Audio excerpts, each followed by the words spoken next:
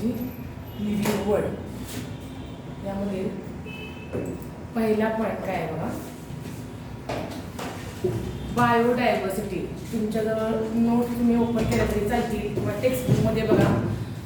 Diversity of living world मध्ये biodiversity is life is biodiversity बघितलेली is life is our life. म्हणजे काय सांगितलं, the number and types of organism present on the earth refer to biodiversity. बायोडायव्हर्सिटीची definition काय सांगते आपल्याला, number and types of organism present on the earth. मग living organism from micro organism to the well developed human being, या सगळ्यांना आपण काय कशामध्ये इन्क्लूड करतो, ऑर्गॅनिझममध्ये. आणि all this organisms which are present on the earth is called as the biodiversity. हा point आपण डेफिनेशन म्हणून डिस्कस केला. आता नेक्स्ट पॉईंट काय सांगितलं आहे बघा आपल्याला, number of species describe is 1.7 to 1.8 million. हा नीटला एमसीक्यूला क्वेश्चन विचारला जातो. Till now how many species are discovered, 1.7 to 1.8 million species आपल्याला डिस्कवर केलेल्या पाहायला मिळतात लिव्हिंग वर्ल्डच्या. त्यामुळं इथं जे आपल्याला दाखवले, फॉर एक्झाम्पल स्पेसिस दाखवले आहेत पहा, म्हणजे insects, protozoan, crustacean, mollusc, plants, chordates, other groups, bacteria, viruses, fungi, algae, arachnids, nematodes. You have seen the kingdom Animalia. त्यामुळे तुम्हाला याच्यामधले बरेचसेच ॲनिमलची नावं माहीत आहेत. ते सगळे ऑर्गॅनिझम फॉर एक्झाम्पल बायोडायव्हर्सिटीमध्ये इथं काय केलेलं आहे तर इन्क्लूड केलेले आपल्याला पाहायला मिळतात. त्यानंतर पुढचा पॉईंट आपल्याला काय पाहायचं आहे पहा, तर याच्यानंतर काय एक्सप्लेन करणार आहे आपण, डायव्हर्सिटी इन द लिव्हिंग वर्ल्डमध्ये सायंटिस्टची नावं जी आपल्याला एक्सप्लेन केलेली आहेत ती कोणकोणती आहेत, तर टॅक्सोनॉमी ही टर्म जी आहे ही कुणी कॉइन केलेली आहे, A.P.D. कॅन्डोल या सायंटिस्टनं. त्यानंतर founder of taxonomy is Aristotle, father of taxonomy Linnaeus and father of Indian taxonomy Santapau. मग याच्यामध्ये लास्ट नेम आपल्याला NCERT मध्ये मेन्शन केलं नाही, पण नीटला आपल्याला सायंटिस्टची नावं जेव्हा विचारली जातील तेव्हा टर्म टॅक्सोनॉमी काय, टॅक्सोनॉमी वगैरे ते आपण पुढे एक्सप्लेन करणार आहोत. पण taxonomy term was coin by असा जर क्वेश्चन आला आपल्याला नीटला तर टर्म कॉइन केलेली आहे सायंटिस्ट A.P.D. कॅन्डोलनं. फाउंडर ऑफ टॅक्सोनॉमी, फाउंडर का म्हणलेलं आहे, कारण स्टार्टिंगची जी काही इन्व्हेस्टिगेशन आहे टॅक्सोनॉमीशी रिलेटेड ते आपल्याला कुणी एक्सप्लेन केलं, अरिस्टॉटल सायंटिस्टनं. हाऊ, तर आपण बायोलॉजिकल क्लासिफिकेशनमध्ये पण तुम्हाला आठवते का बघा, पहिलं सेंटेन्स आपण सांगितलं होतं की अरिस्टॉटलनं पहिल्यांदा लिव्हिंग ऑर्गॅनिझमचं दोन भागामध्ये विभागणी केली, प्लांट्स, हर्ब, श्रब आणि आरबीसी असणारे ॲनिमल आणि आरबीसी नसणारे ॲनिमल. त्यामुळे फाउंडर सुरुवातीला स्टडी करणारा जो कोणी असेल टॅक्सोनॉमीचा तो कोण आहे, अरिस्टॉटल. त्यामुळे फाउंडर ऑफ टॅक्सोनॉमी म्हणजे आपण लक्षात ठेवूया अरिस्टॉटल. त्यानंतर फादर ऑफ टॅक्सोनॉमी असा जर पॉईंट आपल्याला विचारला तर काय लक्षात ठेवायचं आहे, लिनियस. कारण मॅक्झिमम टॅक्सोनॉमीचा सगळा रिसर्च कुणी केलेला आहे, लिनियस या सायंटिस्टनं. या टॉपिकमध्ये आपण पुढे बघणार आहे कसं त्यानं बायनॉमी नॉमेनक्लेचर डिस्क्राईब केलेलं आहे किंवा two kingdom system classification first लिनियसनं आपल्याला सांगितलेले आहे. त्यामुळे टॅक्सोनॉमीचा फादर म्हटलं की लिनियसचं नाव लक्षात ठेवा. आणि लास्ट जो पॉईंट आहे तो NCERT मध्ये नाही आहे, तो फक्त तुम्ही ओव्हरलुक केला तरी चालेल.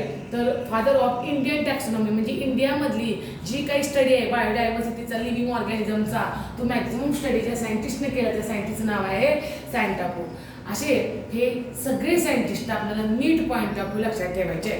आपण रिव्हिजन करतो याचा अर्थ इथं तुम्ही बसल्यानंतर असं लक्षात घ्या की इथंच आपण शिकवत असताना कारण आपली डबल रिव्हिजन चालली आहे. एक व्हिडिओ तुम्ही ऑलरेडी बघितलेला आहे परत आपण रिपीट करतोय. ह्याचा फायदा असा करून घ्या की इथंच हे क्लिअर झालं पाहिजे की टर्म टॅक्सोनॉमी म्हणजे आपल्याला A.P.D. कॅन्डोल पाठ झालं पाहिजे. फादर ऑफ टॅक्सोनॉमी म्हणजे कोण असलं पाहिजे, लिनियस. आणि फाउंडर ऑफ टॅक्सोनॉमी म्हणजे कोण पाठ झालं पाहिजे, अरिस्टॉटल. म्हणजे जसं उद्या परवा आपल्याला नीटची एक्झाम द्यायची आहे त्यासाठी आपण किती कॉन्सन्ट्रेशन 2 दिवस आधी रीडिंग करणार आहे त्या पद्धतीनं तुम्ही इथंच हे क्लिअर करा की आपल्याला हे असे सायंटिस्ट लक्षात ठेवायचे. लास्ट पॉईंट बघा, आता बऱ्याच मुलांचं शिकवत असताना याच्यामध्ये जमलिंग झालेलं असते. टॅक्सोनॉमी म्हणजे काय, सिस्टमॅटिक म्हणजे काय, तर ते आता आपल्याला क्लिअर होईल पहा. टॅक्सोनॉमी म्हणजे त्याचं दुसरं नाव काय लक्षात ठेवायचं आपल्याला, सिस्टमॅटिक्स. What is the definition of the taxonomy of सिस्टमॅटिक्स? It is the study of identification, classification and nomenclature of organism. म्हणजे टॅक्सोनॉमी किंवा सिस्टमॅटिक ही अशी ब्रँच आहे की ज्या ब्रँचमध्ये आयडेंटिफिकेशन केलं तर लिव्हिंग ऑर्गॅनिझमचं म्हणजे फॉर एक्झाम्पल मी तुम्हाला एक्झाम्पल देऊन सांगते, whether that is plant or animal or micro organism.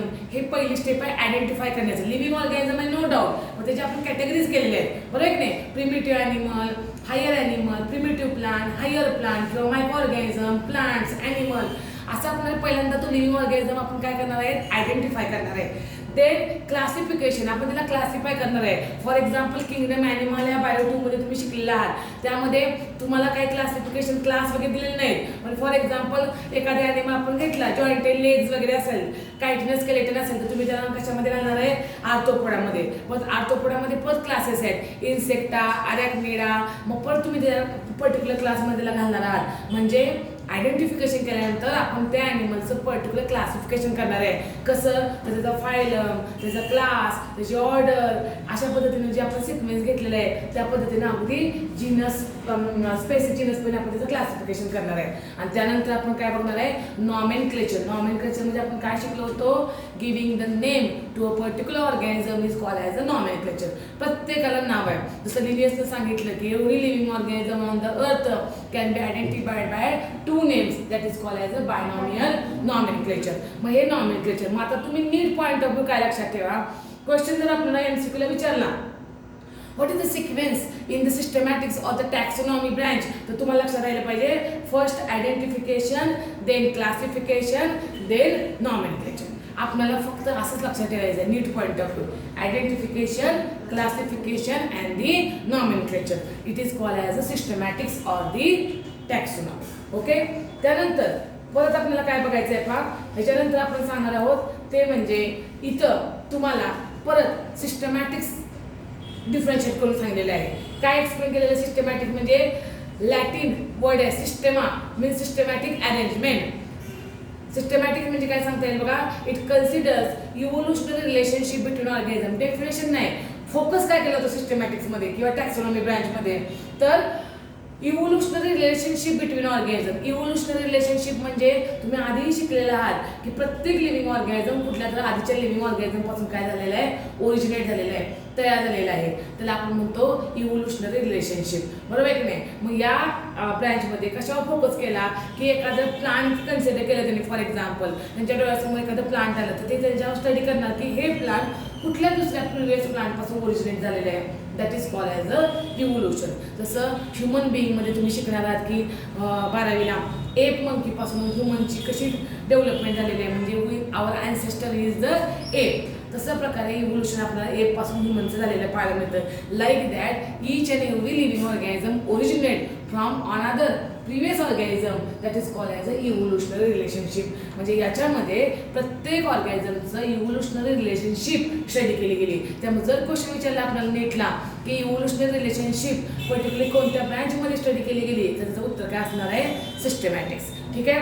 आता नेक्स्ट आपल्याला काय एक्सप्लेन करायचं आहे याच्यामध्ये, यानंतर आपल्याला हे जे आहे हे इन्साइडमध्ये दिले का तुम्हाला, Systema nature is a book written by Linnaeus. नसेल दिलं तरी आपल्याला फक्त लक्षात ठेवायचं आहे की लिनियस या सायंटिस्टने एक बुक रिटन केलं होतं की ज्याच्यामध्ये त्याचं सगळं त्याचं टॅक्सोनॉमीशी रिलेटेड कॉन्ट्रीब्युशन जे आहे ते मेन्शन केलं होतं. त्यामुळे नीटला जर क्वेश्चन विचारला आपल्याला सिस्टमा नेचर हे बुक कुणी राईट केलेलं आहे किंवा रिटन केलेलं आहे, तर आपण काय सांगू शकतो, कुणी रोट केलेलं आहे, तर लिनियस या सायंटिस्टनं. त्यामुळे सायंटिस्टची नावं ही आपल्याला खूप केअरफुली लक्षात ठेवायची आहेत. ठीक आहे. हे लिनियसचं आपल्याला फोटोग्राफ दाखवलेले आहे. आता बघा हा पॉईंट महत्त्वाचा आहे, diversity in the living world. म्हणजेच त्यामध्ये आपण बघणार आहे basic process of taxonomy. Basic process of taxonomy. Taxonomy म्हणजे आपण काय बघितलं, identification, classification and nomenclature of the organism is called as taxonomy. आता आपण नीट पॉईंट ऑफ व्ह्यू हा सिक्वेन्स तुम्हाला विचारला जाऊ शकतो क्वेश्चनमध्ये. काय विचारलं जाईल, तर लिव्हिंग वर्ल्डमध्ये आता इन डिटेल आपण सगळं स्टेप बघणार आहे, कॅरेक्टरायझेशन, आयडेंटिफिकेशन, क्लासिफिकेशन आणि नॉमेनक्लेचर. मग कोणकोणत्या प्रोसेस आहेत टॅक्सोनॉमीचा स्टडी करत असताना, तर त्याच्यामध्ये पहिल्यांदा दिलेलं आहे कॅरेक्टरायझेशन, त्यानंतर आयडेंटिफिकेशन, क्लासिफिकेशन आणि नॉमेनक्लेचर. खालच्या 3 स्टेप आताच आपण बघितल्या, त्यामुळे लक्षात ठेवायला सोपं आहे. Identification, classification, nomenclature. त्याच्या आधीची कुठली स्टेप वाटलेल्या प्रोसेसमध्ये, तर कॅरेक्टरायझेशन. मग आता आपण इन डिटेल एक एक स्टेप बघणार आहे. So will C first the characterisation. पहिली स्टेप कुठली बघणार आहे आपण, कॅरेक्टरायझेशन. मग जर तुम्हाला क्वेश्चन विचारला नीटला की which are the different steps or the process of the taxonomy, तेव्हा आपण काय सांगणार आहे? सिक्वेन्स, कॅरेक्टरायझेशन, आयडेंटिफिकेशन, क्लासिफिकेशन आणि नॉमेनक्लेचर. बरोबर आहे. मग आता आपण कॅरेक्टरायझेशन म्हणजे नेमकं काय ते एक्सप्लेन करणार आहोत. या ठिकाणी काय सांगितलं बघा, कॅरेक्टरायझेशन म्हणजे काय? Understanding of the characters of organisms such as external and internal structure of cell, development process, ecological information etcetera. म्हणजे कुठल्याही लिव्हिंग ऑर्गॅनिझमचं जेव्हा कॅरेक्टर स्टडी केलं जातं तेव्हा त्या कॅरेक्टरमध्ये हे पॉईंट कन्सिडर केले जातात. कोणकोणते? तर understanding the characteristic of organism. Suppose एखादं प्लांट समोर आलेलं आहे आणि त्या प्लांटची टॅक्सोनॉमी स्टडी करायची असेल तर त्याआधी प्लांटचं काय बघितलं जाईल? एक्सटर्नल आणि इंटरनल स्ट्रक्चर. तुम्हाला सगळ्यांना माहितीच आहे एक्सटर्नल ॲपरन्स कोणत्या ऑर्गॅनिझमचा असतो त्याला आपण काय नाव देतो? मॉर्फॉलॉजी. आणि इंटरनल स्ट्रक्चर जर आपल्याला स्टडी करायचं असेल तर त्याला काय आपण म्हणतो? ॲनाटॉमी. मग प्लांट असेल, बाहेरून तुम्हाला जर root, stem, leaves, flower, fruits पाहायला मिळतात, नेकेड आयजनं, that is called as external structure. एखादा कॉक्रोच ॲनिमल घेतला, कॉक्रोचचं जे काही बाहेरून तुम्हाला स्ट्रक्चर पाहायला मिळतं that is the external structure. But to study the internal structure we have to dissect that plant of the animal. मग तो ॲनिमल किंवा प्लांट आपण ओपन केला तर तुम्हाला त्याचं काय दिसणार आहे? इंटरनल स्ट्रक्चर, म्हणजे आतले जे पार्ट सगळे आपल्याला पाहायला मिळणार आहेत. हा पॉईंट कशामध्ये आपण म्हणतोय? त्या कॅरेक्टरिस्टिक्समध्ये म्हणतोय. किंवा सेकंड काय सांगितलेलं आहे? Structure of cell. आता तुम्हाला माहिती आहे की सेल दोन टाईपचे असतात, प्रोकॅरियोटिक सेल आणि युकॅरियोटिक सेल. प्रोकॅरियोटिक सेल तुम्हाला प्रिमिटिव्ह ॲनिमलमध्ये पाहायला मिळतो की जे लोअर आहेत. फॉर एक्झाम्पल बॅक्टेरिया आपण बघितलेले आहे त्याच्यामध्ये, किंवा ब्लू-ग्रीन अल्गी प्रोकॅरियोटिक सेल पाहायला मिळतो. युकॅरियोटिक सेल थोडेसे वेल डेव्हलप ॲनिमलमध्ये पाहायला मिळतो. मग तुम्ही जो समोर ॲनिमल घेतलेला आहे किंवा प्लांट घेतलेला आहे जे आपल्याला टॅक्सोनॉमी स्टडी करायची आहे, त्याचं आपण आधी एक्सटर्नल स्ट्रक्चर बघणार आहोत, इंटरनल स्ट्रक्चर पाहणार आहोत, मग त्याच्या सेलचा टाईप कुठला आहे तो स्टडी करणार आहोत, म्हणजे स्ट्रक्चर ऑफ सेल. मग त्या सेलमध्ये युकॅरियोटिक असेल तर सगळ्या सेल ऑर्गेनेल बघणार आहोत, प्रोकॅरियोटिक असेल तर सेल ऑर्गेनेल असणार नाही. देन डेव्हलपमेंट प्रोसेस म्हणजे एम्ब्रॉयलॉजी. एम्ब्रॉयलॉजीमध्ये तुम्हाला माहिती आहे की झायगोट जो डिप्लॉइड असतो, मेल फिमेल गॅमेटच्या युनियनपासून तयार झालेला असतो, त्या झायगोटचं नंतर काय होतं? डिव्हिजन, रिडिव्हिजन होते आणि मग एम्ब्रिओ तयार होतो आणि एम्ब्रिओपासून ते यंगमन तयार होतं. मग ते प्लांट असेल किंवा ॲनिमल असेल. मग झायगोटपासून एम्ब्रिओ तयार होण्यापर्यंतची जी प्रोसेस आहे that is called as a development process. ती सगळ्यामध्ये सारखी असेल का? नाही. ह्युमनचा जर आपण झायगोट टू एम्ब्रिओ स्टडी केला it is totally different from the other animal. किंवा प्लांटचा झायगोट टू एम्ब्रिओ स्टडी केला तर तो प्लांटचा हायर प्लांट जर घेतले जिम्नोन, अँजिओस्पर्म, तर त्यांचा आणि लोअर प्लांट जे आहेत अल्गी वगैरे त्यांचं डेव्हलपमेंट प्रोसेस काय असणार आहे? वेगळी असणार आहे. त्यामुळे डेव्हलपमेंट प्रोसेस म्हणजे झायगोट टू एम्ब्रिओ जो स्टडी केला जातो त्याला मिळतं डेव्हलपमेंट प्रोसेस. आणि लास्ट काय सांगितलं आहे? Ecological information. इकॉलॉजिकल इन्फॉर्मेशन म्हणजे काय? प्रत्येक लिव्हिंग ऑर्गॅनिझम एका पर्टिक्युलर हॅबिटॅटमध्ये आपल्याला पाहायला मिळतो. बरोबर आहे. काही प्लांट्स तुम्हाला ड्राय एरियामध्ये पाहायला मिळतात, काही कोल्ड एरियामध्ये पाहायला मिळतात. तर ड्राय एरियामधलं प्लांट कोल्डमध्ये ग्रो होणार नाही किंवा कोल्डमधलं ड्रायमध्ये होणार नाही, कारण ते प्लांट किंवा तो ॲनिमल त्या क्लायमेटला ॲडॅप्ट झालेला असतो. जसं मी तुम्हाला एक्झाम्पल दिलं होतं, आपल्याला ह्या क्लायमेटची सवय झालेली आहे कारण आपल्याला बर्थ झाल्यापासून आपण या क्लायमेटमध्ये ग्रो झालेलं आहे. एकदम अतिशय थंड ठिकाणी आपण नेऊन ठेवलं तर आपण तिथे ॲडॅप्ट होणार नाही, आपल्या बॉडीमध्ये प्रॉब्लेम सुरू होतील आणि आपल्याला मग सस्टेन व्हायला काय होईल? डिफिकल्टी येतील. तर प्रत्येक प्लांटचं, प्रत्येक ॲनिमलचं, प्रत्येक मायक्रो ऑर्गॅनिझमची हॅबिटॅट, त्याची राहण्याची जागा, त्याचं क्लायमेट याचा स्टडी केला जातो त्याला माहिती इकॉलॉजिकल इन्फॉर्मेशन. हे इन डिटेल तुम्हाला NCERTमध्ये दिलेलं नाही, पण इथं तुम्हाला एक लक्षात येईल की टॅक्सोनॉमीमध्ये ज्या प्रोसेसेस आहेत त्यामध्ये बेसिक प्रोसेसमध्ये पहिली प्रोसेस कोणती आहे? कॅरेक्टरायझेशन. त्यामध्ये फॉर एक्झाम्पल आपण म्हणतो कॅरेक्टरिस्टिक्स स्टडी करायचे एखाद्या ऑर्गॅनिझमचे, म्हणजे काय? तर त्यामध्ये हे सांगितले आपण internal, external, structure of cell, development process, ecological information that is called as a characterisation. ठीक आहे. आता आयडेंटिफिकेशन करायचं म्हणजे काय करायचं? So will see next step that is what is mean by identification. आता आयडेंटिफिकेशन म्हणजे काय बघा? It is the correct description of the organism so that naming is possible. Correct description म्हणजे खरोखर तो ऑर्गॅनिझम तुम्ही एकदा त्याचं कॅरेक्टरिस्टिक बघितले, नंतर आता काय करायचं? आपल्याला त्याला आयडेंटिफाय करायचं आहे. आयडेंटिफाय म्हणजे काय? मगाशी मी सांगितल्यासारखं whether it belongs to animal category, plant category or microbes category हे आपल्याला आयडेंटिफाय करायचं आहे. मग त्यासाठी आणि तो ऑर्गॅनिझम अतिशय लहान असेल तर तुम्हाला काय लागेल? मायक्रोस्कोप लागेल. बरोबर आहे की नाही? मोठा असेल नेकेड आहे ना तर त्याला मायक्रोस्कोपची गरज नाही. म्हणजे कोणकोणत्या काहीतरी इन्स्ट्रुमेंटने आपण तो काय करणार आहोत, आयडेंटिफाय करणार आहोत. मग आयडेंटिफिकेशन म्हणजे काय, correct description of the organism whether it is plant, animal or microbe, हे झालं त्याचं करेक्ट डिस्क्रिप्शन. त्यामुळे तुम्हाला नेम द्यायला त्याला काय होईल, पॉसिबल होईल. प्लांट असेल तर परत आपण म्हणाल ते हर्ब आहे, श्रब आहे का ट्री आहे. ॲनिमल असेल तर लोअर ॲनिमल आहे का हायर ॲनिमल आहे. हे पुढच्या स्टेप्स आल्या. पण correct description of an organism is called as a identification. मला वाटतं तुम्हाला लक्षात आलं असेल. त्यानंतर नेक्स्ट स्टेप काय आपल्याला सांगायचे, क्लासिफिकेशन. क्लासिफिकेशन म्हणजे काय पहा, it is grouping of organism into convenient categories based on characters. त्या ऑर्गॅनिझमचं कन्व्हिनियंट कॅटेगरीमध्ये जे ग्रुपिंग केलं जातं त्याला त्या कॅटेगरीमध्ये आपण ठेवतो, त्याला म्हणायचं क्लासिफिकेशन. फॉर एक्झाम्पल या ठिकाणी त्यांनी क्लासिफिकेशन दाखवलेलं आहे बघा. हे प्रोकॅरियोट्स दाखवलेले आहेत. ओके, ह्यानंतर इथं काय दाखवलेलं आहे, these are the plants, animals, fungi. त्यानंतर इथे दाखवलेलं आहे प्रोटिस्टा. म्हणजे एकदा तुम्ही ऑर्गॅनिझम आयडेंटिफाय केला, फॉर एक्झाम्पल मी तुम्हाला सांगते, आपण आयडेंटिफाय केला तो ऑर्गॅनिझम प्लांट म्हणून आयडेंटिफाय केला, मग त्याला पर्टिक्युलर त्याचं क्लासिफिकेशन कसं करणार. तर याच्यानंतरचा मी टॉपिक घेणार आहे तुमचा नवीन सुरू करणार आहे तो किंगडम प्लांटे. मग प्लांटचे 5 डिव्हिजन असतात, आल्गी, ब्रायोफायटा, टेरिडोफायटा, जिम्नोस्पर्म आणि अँजिओस्पर्म. तुम्ही आयडेंटिफाय केलं प्लांट आहे, मग आता तुम्हाला ते करेक्ट क्लासिफाय करायचं आहे, वेदर इट इज आल्गी और ब्रायोफायटा और टेरिडोफायटा और जिम्नोस्पर्म और द अँजिओस्पर्म. बरोबर आहे की नाही. त्याला काय म्हणायचं, क्लासिफिकेशन. प्लांट आयडेंटिफाय केल्यानंतर ते कोणत्या ग्रुपमध्ये येते, कोणत्या पर्टिक्युलर कन्व्हिनियंट कॅटेगरीमध्ये येते, त्याला काय म्हणायचं, क्लासिफिकेशन. मी जी तुम्हाला एक्झाम्पल सांगते ना ती लक्षात ठेवली ना तुम्ही, की मग तुम्हाला थेरी लक्षात येईल ना. आपल्याला बघा थेरीवर फोकस करायचं नाही आहे, नीट पॉईंट ऑफ व्ह्यू आपल्याला हे लक्षात ठेवायचं आहे. त्यामुळे असं एक्झाम्पल लक्षात ठेवलं तर तुम्हाला क्लासिफिकेशन म्हणजे काय हे व्यवस्थित लक्षात येईल. आणि त्यानंतर आपल्याला पुढचा पॉईंट काय बघायचा आहे, last, that is the nomenclature. म्हणजे प्रत्येक ऑर्गॅनिझमला जे नाव दिलं जातं, नेमिंग सिस्टीम, नॉमेनक्लेचर. या नॉमेनक्लेचरमध्ये काय सांगितलेलं आहे बघा, इथं काय दाखवलं आहे मी, मँगोचा आहे Mangifera indica. Mangifera indica is the biological name. बरोबर आहे की नाही. आता तुम्हाला हे लक्षात आलं असेल बघा या टॉपिकमध्ये कुठली कुठली नावं सांगितली होती. लोकल नेम वेगळं असतं, इंग्लिश नेम वेगळं असतं आणि बायोलॉजिकल नेम वेगळं असतं. 3 नावं असतात. इंग्लिश नेम म्हणजे बायोलॉजिकल नेम नाही. जसं मँगोचं महाराष्ट्रामध्ये आपण आंबा म्हणतो, बरोबर आहे की नाही, इंग्लिशमध्ये मँगो म्हणतो, आणि बायोलॉजिकल नाव काय आहे, मँगीफेरा इंडिका. तर प्रत्येक ऑर्गॅनिझमची 3 नावं आली.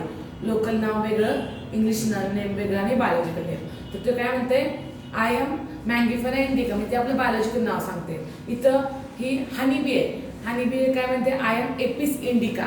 हनीबीचं एपिस जीनस आहे आणि इंडिका स्पेसिस आहे. म्हणजे या ठिकाणी आपल्याला नॉमेनक्लेचर म्हणजे हेच सांगायचं की प्रत्येक ऑर्गॅनिझमला टॅक्सोनॉमीमध्ये एंडिंगला काय केलं जातं, बायोलॉजिकल नेम दिलं जातं. So it is the standardisation of names of organism such that an organism is known by same name all over the world. तुम्ही त्याला लोकल नाव देऊन चालणार नाही. We have to give it binomial nomination सिस्टीमनुसार biological name दिलं पाहिजे, की जे थ्रू आउट वर्ल्डमध्ये मँगोला मँगीफेरा इंडिका या नावानं ओळखलं जाईल, किंवा ह्युमन बिईंगला होमो सॅपियन या नावानं ओळखलं जाईल. हे झाले शेवटची स्टेप. मग आता मला सांगा, आपण बेसिक प्रोसेसेस आता डिस्कस केल्या 4, कॅरेक्टरायझेशन, आयडेंटिफिकेशन, क्लासिफिकेशन आणि नॉमेनक्लेचर. घरी गेल्यानंतर अजिबात पाठ करायची गरज नाही, फक्त रीडिंग करा. MCQ तुम्हाला आता मी सांगितलेला कन्सेप्ट जर व्यवस्थित समजला तर यावरचे MCQ सॉल्व्ह करताना अजिबात अवघड जाणार नाही. थेरीला तुम्हाला कितीही कमी मार्क्स पडतील, थेरीचा अजिबात विषय लक्षात घ्यायचा नाही. नीट पॉईंट ऑफ व्ह्यू आपल्याला ते व्यवस्थित समजणं गरजेचं आहे. So these are the basic steps of the taxonomy. हे आपल्या लक्षात आलं. आता पहा, यानंतर आपल्याला काय बघायचं आहे, पुढचं पॉईंट. आता हे मी तुम्हाला सांगते, हे नीटला आपल्याला नाही, कारण NCERTचा जो पॉईंट नाही आहे तो मी तुम्हाला शिकवत नाही, एवढं लक्षात घ्या. तो आपण स्किप करतोय.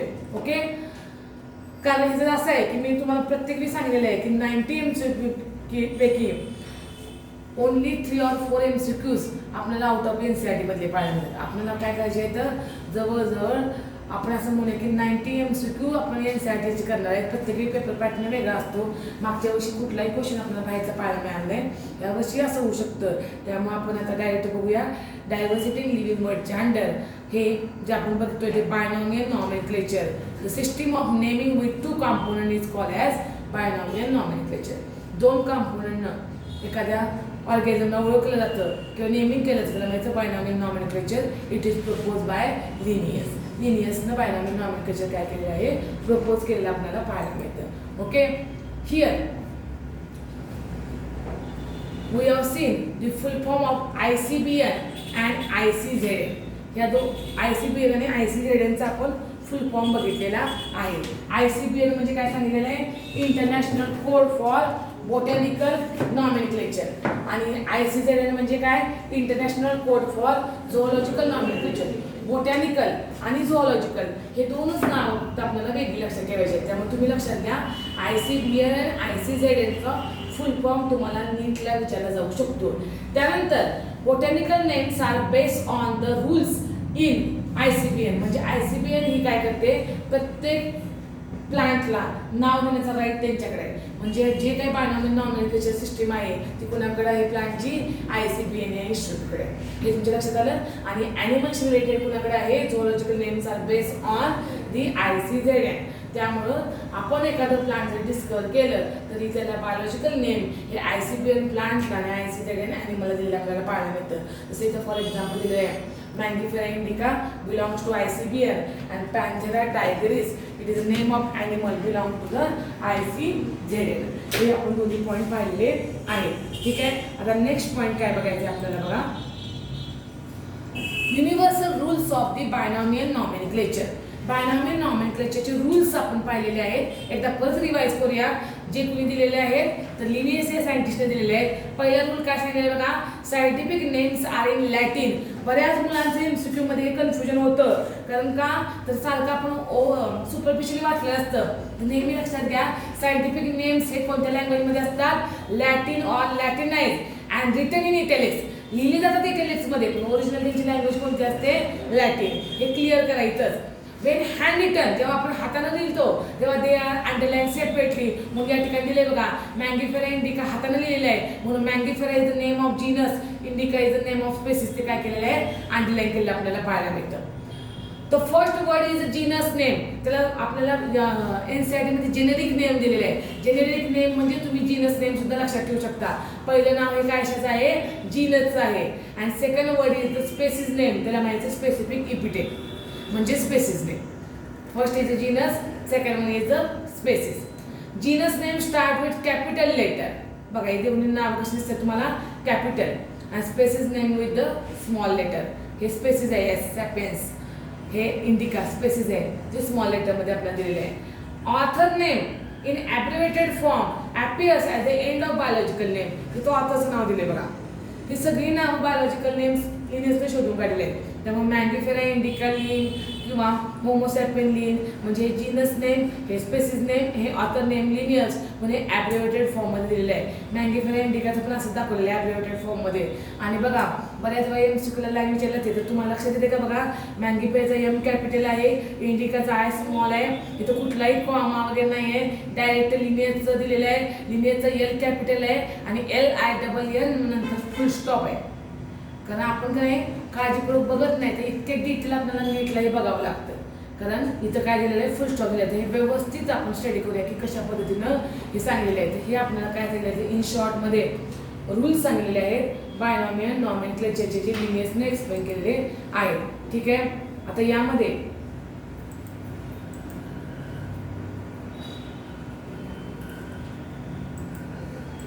आपण पॉईंट बघणार आहे तो म्हणजे बायोलॉजिकल स्पेसिस कन्सेप्ट. एवढाच पॉईंट मी आता घेते या लेक्चरला. बायोलॉजिकल स्पेसिस कन्सेप्ट म्हणजे काय, यावर सुद्धा क्वेश्चन विचारलेले आहेत. तुम्ही NCERTचं बुक ओपन केलं लिव्हिंग वर्डचं की पहिल्या पेजवर साईडला बघा ह्या सायंटिस्टची इन्फॉर्मेशन दिलेली आहे. तुम्ही जर प्रिव्हियस इयरचे क्वेश्चन बघितले त्याच्यावर एक क्वेश्चन विचारलेला आहे. काय विचारलेलं आहे, 1942 मध्ये Ernst Mayr, the name of scientist, initiated the biological species concept to divide biological diversity. नीटला क्वेश्चन असा विचारला जातो की बायोलॉजिकल स्पेसिसचा कन्सेप्ट कुणी पहिल्यांदा मांडला, तर त्याचं नाव लक्षात ठेवायचं, अर्नेस्ट मेयर. हा क्वेश्चन आलेला आहे बघा. दुसरा काय आहे बघा, ह्याच्यामध्ये सगळे पॉईंट्स तुम्हाला क्वेश्चनमध्ये विचारले जाऊ शकतात. त्याच्यामध्ये त्याने स्पेसिस म्हणजे काय सांगितले बघा. काय स्पेसिफिक पुढे मी एक्झाम्पल देऊन सांगणार आहे तुम्हाला. पण बघा The species is a population or group of population whose members have potential to interbreed with each other in a nature to produce viable fertile offspring, but who cannot produce viable fertile offspring with member of the other species. म्हणजे कालच आपण सांगितलं होतं बघा reproduction मध्ये donkey आणि horse हे दोन वेगवेगळ्या स्पेसीज आहेत यांचं ऍक्च्युली नॅचरली कधीही काय होऊ शकत नाही, इंटरब्रीडिंग होऊ शकत नाही. ते आपण आर्टिफिशियल लॅबोरेटरीमध्ये घडवून आणलं आणि त्याच्यापासून काय तयार केला म्यूल. तो तयार झालेला म्यूल काय करू शकत नाही, इंटरब्रीड करू शकत नाही दुसऱ्या ॲनिमल बरोबर किंवा दुसऱ्या त्याच्या सेम स्पेसिस बरोबर, कारण का तो वायबल नाही. तर अकॉर्डिंग टू द मेयर आपल्याला लक्षात ठेवायचं आहे what is mean by species. It is a population or group of population. Population म्हणजे ठराविक एकाच ग्रुपचा खूप सारी संख्या आपल्याला पाहायला मिळते की ज्यांच्यामध्ये काय होऊ शकतं, इंटरब्रीडिंग होऊ शकतं, सेक्शुअल रिप्रोडक्शन होऊ शकतं आणि त्याच्यामुळं जी प्रोजिनी तयार होते ती व्हायबल असते. म्हणजे ती खूप काळजी लाईफ स्पॅन असू शकतं. व्हायबल म्हणजे अखंड जगणारी. फर्टाईल म्हणजे ती सुद्धा इंटरब्रीड करू शकते. अँड काय सांगितलेलं आहे या कन्सेप्टला, त्यानं काय म्हणलेलं आहे, species but who cannot produce viable fertile offspring with member of the other species. पण त्याचा दुसऱ्या स्पेसिस बरोबर काय होऊ शकत नाही, इंटरब्रीडिंग होऊ शकत नाही, कारण त्याला एकच स्पेसिस पाहिजे. कळला स्पेसिसचा अर्थ तुम्हाला? मी मागेही सांगितलं होतं इंग्लिशमध्ये पाठ करायची गरज नाही. ज्याला ज्या लँग्वेजमध्ये व्यवस्थित समजतंय त्यांनी त्या लँग्वेजमध्ये समजून घ्यायचा प्रयत्न करा. मराठीमध्ये जर समजत असेल तर मराठीमध्ये समजून घ्यायचा प्रयत्न करा की अशा एका पर्टिक्युलर ऑर्गॅनिझमचं पॉप्युलेशन ग्रुप की ज्यांच्या सेम स्पेसिसमध्ये इंटरब्रीडिंग होतं, त्याच्यापासून नवीन इंडिव्हिज्युअल तयार होतात, ते सुद्धा व्हायबल असतात, जगणारे असतात, जास्त काळ लाईफ स्पॅन जास्त असतो, ते सुद्धा इंटरब्रीडिंग करू शकतात. पण एक स्पेसिस दुसऱ्या वेगवेगळ्या स्पेसिसबरोबर इंटरब्रीडिंग करू शकत नाही. इतका सोपा अर्थ तुम्हाला स्पेसिसबद्दल लक्षात ठेवायचा आहे. आणि शेवटी काय सांगितलं आहे, biological species is the largest set of population in which genetic exchange is possible and is genetically isolated from other population. म्हणजे बायोलॉजिकल स्पेसिस जी असते ही आपल्याला काय पाहायला मिळते की ज्याच्यामध्ये जेनेटिक एक्सचेंज पॉसिबल असू शकतो. म्हणजे फॉर एक्झाम्पल मला काय सांगायचं आहे, इंडियन स्पेसिस असेल आणि दुसरी अमेरिकन स्पेसिस असेल, जरी त्या वेगवेगळ्या ठिकाणी राहत असतील तरी एकच स्पेसिस आहे, त्यामुळे त्यांच्यामध्ये तुम्हाला इंटरब्रीडिंग पाहायला मिळतं, त्यांच्यामध्ये जेनेटिक एक्सचेंज झालेला पाहायला मिळतो. त्यामुळे हिथं एक आहे ते आयसोलेटेड आहे, जपानमध्ये काही ती दुसरी आयसोलेटेड आहे. आयसोलेटेड याचा अर्थ मध्ये त्यांना बॅरियर्स आहेत, वेगवेगळ्या त्या ह्याच्यामध्ये आहेत, खूप अंतर आहे, पण एकच स्पेसिस असल्या तरी त्यांच्यामध्ये काय होऊ शकतं, इंटरब्रीडिंग होऊ शकतं, त्यांच्यामध्ये काय होऊ शकतं, जेनेटिक एक्सचेंज होऊ शकतो even though they are isolated. आणखीन इन डिटेल आपण नेक्स्ट लेक्चरला बघूया. तर मी तुम्हाला आताच्या लेक्चरला कुठे पण एक्सप्लेन केलेलं आहे, तर स्पेसिस या कन्सेप्ट पण एक्सप्लेन केलेलं आहे. बऱ्याच मुलांचं कन्फ्युजन होतं. तर तुम्ही एक काम करायचं बघा, घरी गेल्यानंतर काय करा, परत आज आपण काय काय बघितलं, टॅक्सोनॉमी, सिस्टमॅटिक्स, त्यानंतर काय एक्सप्लेन केलं आपण, प्रोसेस ऑफ टॅक्सोनॉमी, त्यानंतर आपण एक्सप्लेन केलं binomial nomenclature, rules of binomial nomenclature आणि अर्नेस्ट मेयरचं फर्स्ट जे फोटोग्राफ आहे तिथलं आपण एक्सप्लेन केलेलं आहे. ठीक आहे.